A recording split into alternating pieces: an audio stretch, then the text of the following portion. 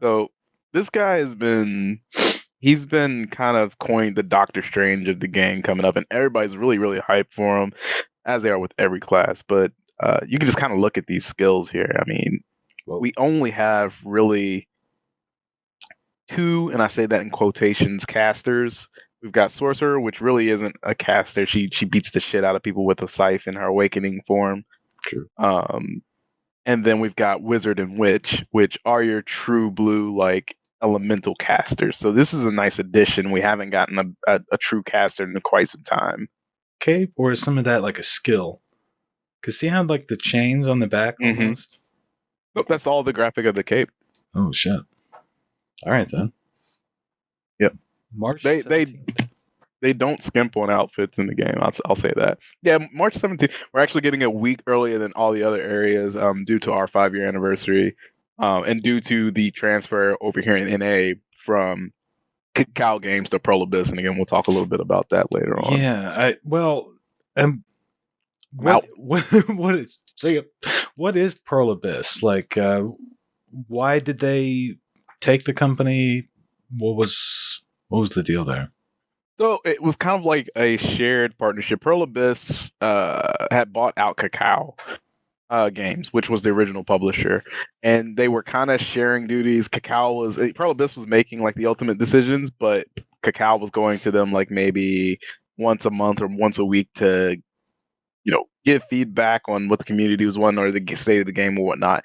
To cut out the middleman, Pearl Abyss just says, "Look, we're going to buy the rights completely. We're going to cut you guys out." Or, basically we want you guys to part ways. We want to publish this 100% solo. We don't want you tied to it. And we want to be able to have full creativity over it. We don't want this back and forth anymore. So that's what they did. They basically said, we want to be sole owners. We want to go ahead and buy you guys out and let you go on your way. And they did that. It has been a good deal. They've been very involved with the community. GMs are on every now and then talking to people. They just came out with a mini content update called Elvia and Hadum, which took some low-level areas on some servers that the game has and turned them into high-level areas / group content. It's been a long time coming. Yeah, this is my game, so my horse is getting the shit beat out of it. Pay no attention. It's fine. He's fine. Walk it off there, apples. All right, and yeah. So like, I've been playing this game on and off for a couple of years. I don't have a very geared character. I just now started kind of getting some sense of progression and really feeling good about my character, and I'm really hyped about it. And then, but the class I'm playing, honestly, it's a super strong class. It's a witch, but it's just not my play style. So when I saw Sage come out, I was like, well, it's a caster, but it looks a little more up my alley, so I'm going to give it a shot. So the character I'm on right now, I might be rolling off of, but it's a game I can't seem to get away from very often. It's just, yeah. Nope, just didn't want to sound like an asshole on the initial video. That's all it was. This still looks like a lot of fun, though. I'll be honest. I love the combat of this game. It's so, in terms of just sandbox MMOs, this is the best sandbox MMO to date, in my honest opinion. You know what? I'm sorry. I was going to say real quick, though, you know what killed it for me, and it just reminded me of it, is the fucking text at the top. Like, with the people crafting new items. Yeah. And I'm like, why the fuck do I care about some asshole making a ring like halfway across the server? Like, why are you? So they finally added in where you can turn that off. I remember in the beginning of the game, like, you couldn't, and it was just there. Or if you could, like, I didn't know. I was new, and the game it does have a steep learning curve. It's a huge learning curve. It really is. Me personally, I keep it on as motivation because I mess around with making my own gear. I mess around with refining my own gear. I do that on any game that has gear refinement. There was an MMO that I used to play that I made a lot of money in the game. And maybe outside of the game, we'll never know. You guys will never know. Refining gear for not just myself but other people. And so this game kind of gives me that feeling like, of, hey, I made this. I rolled the odds. I like to gamble a little bit, if I do say so myself. I rolled the odds and I came out victorious and shit like that. So I do like that you can auto run to different places. yeah, it makes it easier. The map is fucking huge. Like, whoa, come on. And I don't even have all of it, like, discovered. But like, how big is the map? Can you zoom out any further? I can't zoom out any further, but I can come from like top down like this. I can get rotated. So sounds like disgusting. Oh yeah. All over the map. All over the map.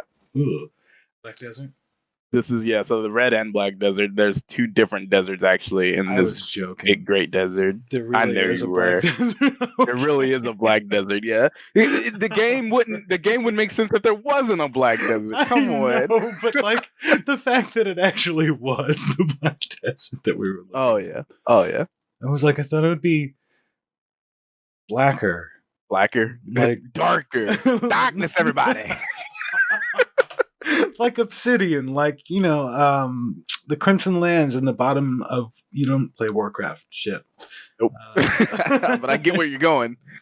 It was like volcanic. Really dark sand. Yeah, it was like volcanic, man.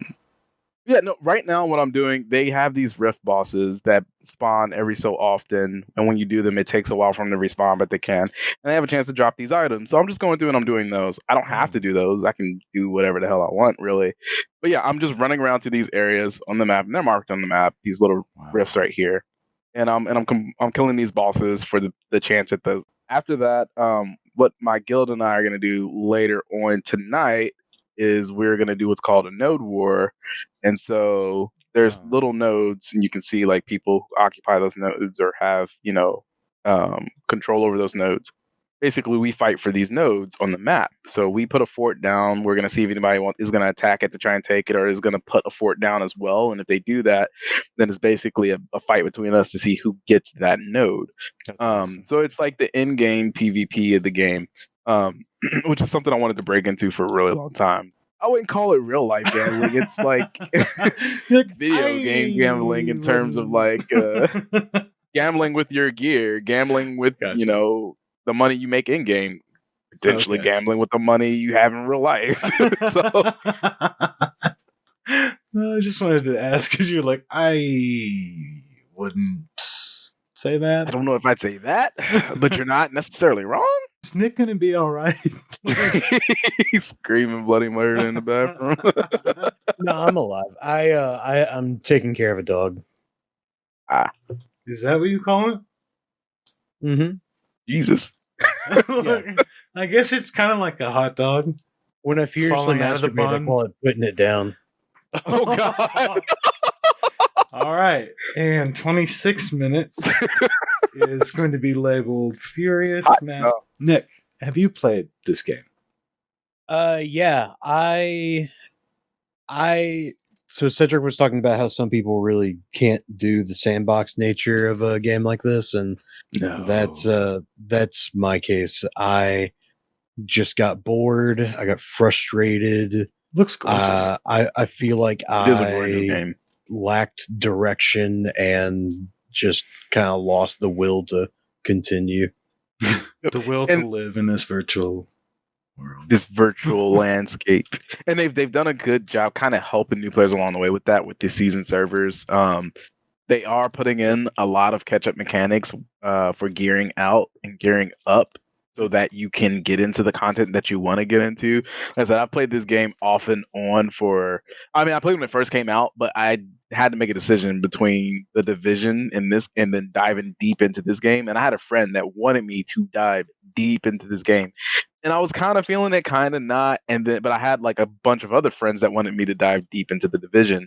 And God, if I had known back then how The Division was going to end up versus how this game was going to end up, I would have never touched The Division. I would have learned everything I could have about this game at the time, because I had a lot of time back then. I was much younger and didn't have as many responsibilities to dive in and really know life this game. But like in any game, I like the PvP, and the PvP is challenging in this game because it's action combat. It's true action combat there, and it's like a fighting game, like legitimately like a fighting game, which is probably what drew Nick to it and would probably keep Nick going if he decided to hop back in. There's the key combinations like the fighting game. There's iframes. Oh wow. Hey bud. Yeah, so like these, I'm actually going to show you these icons. So that icon right there is it means super armor, the strong man super armor. What that means is that praise the sun. Well, yeah, exactly. It means praise the sun. It means that you're going to take reduced damage and you're unable to be grabbed. Iframes, there are iframes. That's an iframe. Basically means you're immune to all damage. And then there's something called Frontal Guard. That's not a Frontal Guard. That's not a Frontal Guard. That's a Frontal Guard. There you go. The shield, where you're protected from the front. From in front, obviously. But if they get behind you, they can grab. They can do damage. They can do whatever they want. So like, those are the ways to mitigate damage is with those three kinds of statuses. And some of those statuses linger, like you just saw. You saw a shield come up over to my left with a number. There's like lingering super armor where you get a shield for a little bit for a couple seconds, so that even if that skill is completed, you still have some protection. Now people are going to watch this and say, hey, he's playing Succession Wizard. That's easy clap, face roll on keyboard, does mega tons of damage, and you would be right. But you would be right. Yeah, it's not for everyone for sure. Like it can make you seasick or motion sick if you've got that. But I don't know. It's no different to me than any other MMO PvP that I've played where I've had to rotate my camera to instantly end up behind targets because rotating your camera also turns your character and stuff like that.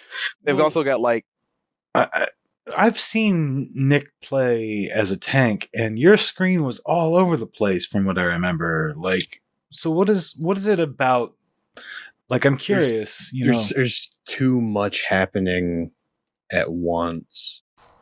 I mean, I am set in my ways, but it's like with this game. Oh shit! This game came out. Sorry, this game came out 2 years after Guild Wars 2, and like I had played Guild Wars 2 for a good year and a half, and I was so upset with how fast that game died because I loved that game. I just playing it. I hate watching the camera shift. Like when he was casting his spells, for example, like the camera kind of zooming in for a nice cinematic impact effect on something, and I'll have to try to notice that the next time he gets into combat. Because I was gonna say, so they have a lot of settings, like a shit ton of settings in the game that allow you to adjust those things. Because I think they realize, like I said, the game has come a long way in its 5 years, and just in the past few weeks, it's come even further with Prolibus at the total helm. That's pretty big. Because not to mention, if you look at other AAA titles, they don't do that. Well, I was going to say, if they fuck up and forget to do something, they can just ban the accounts of like the 2 biggest trolls on the servers and be like, word. And just see you next week. Don't be a bitch. I would be interested in the game if, like, I am the hardest person to please. Yeah. I am just a fickle bitch. Quick question. I'm just watching this gameplay here, and I notice your horse has no traction. Like, what is this weird slide thing that it's doing? So everything in this game has a system to it. Like, you know how some games will skimp and they're just like, oh, you get a horse and that's it. You get your mount and that's it. Right. No, son, that's not how we roll. Okay. So your horse has its own levels, and this is the max level 4 horse. It has tiers all the way up to now. We have tier 10 horses in the game. It has its own set of gear and it has skills. So the horse has a skill. My horse that I have right now has a skill called Drift, which allows you to basically take corners, right? So we're gonna get some speed up here. If I want to cut on a dime, I can, right? Drift that motherfucker. Right. Additionally, it's got a skill called Instant Excel. Press F while running. So okay, I'm gonna run. I'm gonna get up to top speed while running, and then I'm gonna press F, and it's gonna boost me. Right?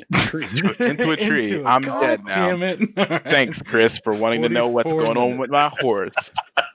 Tokyo drift into debris. Oh no, we're too soon for those jokes. Everybody. So we found out early on that the devs put something in a game. Oh, my shit keeps freezing. It's weird. Oh, wow. Was that Yeah, Sonny, no. Sonny Bono? The horse? 50 I was minutes thinking- in, Sonny I was- Bono joke. Yeah, right. A little closer in the timeline. Lots of Yeah, silver. Lots of silver, billions of lots- silver. Jesus, why don't I have billions of silver? That's right, I'm bad at the game. Cry myself to sleep. Right? And maybe that was also part of it. I was like, what the? Who are these fucking people? Why would I care that they're doing this? And it reminded me of like the perfect world, like free MMOs. And I was like, oh. Max level doesn't change it doesn't change in the game. There's a soft cap, and right now the soft cap is still like 63, 64-ish. But there are some people that are like level 65 and 66 that basically take like an entire year to hit. There is quote unquote officially on paper there is no level cap to the game. That's something that's so different from other MMOs that really does draw me to this game. Your power does not come from your levels. It like you get very minimalistic increases. You are able to get more skills, and this is the skill tree.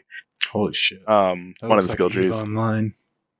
By getting levels, sure, but like you don't get a lot of hard stats, cheat stats from levels. You get that from gear, and your gear has no level requirement. Yeah. His nose has DOA boob physics. The red nose show, man. God, that's what it is. Look at that. I'm a strange Do it boner. again. Oh, gross, man. That is what it is.